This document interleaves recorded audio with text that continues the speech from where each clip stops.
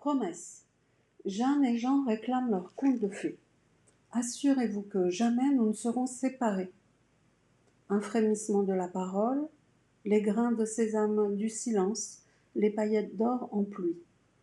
Jeanne est l'icône, la poupée, parfois debout, branlante, vêtue de rose des pieds à la tête, enfouie dans la laine angora jusqu'aux ongles, douce, très douce, minuscule geisha, sans une ride.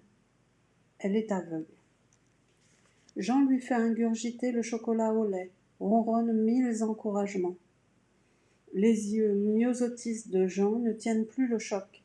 Il ne coule pas, non, c'est bon pour les mauviettes. Ce matin, le lit médicalisé fait son entrée dans leur vie. Jeanne ne veut plus partager la couche de son compagnon, son corps la trahit chaque nuit, la laissant honteuse, déprimée au lever.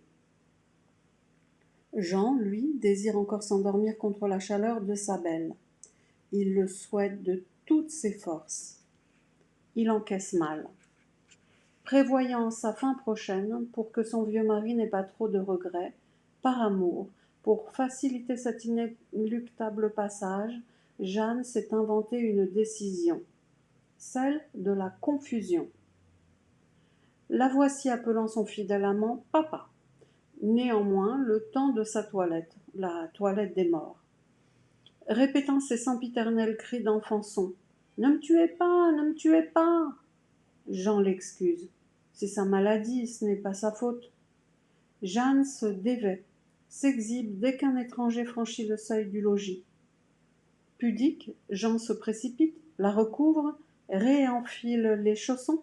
Il tient à garder pour lui seul le secret du joli corps de sa bien-aimée. Hier, pendant la promenade, Jeanne a demandé qu'on la jette dans la mare.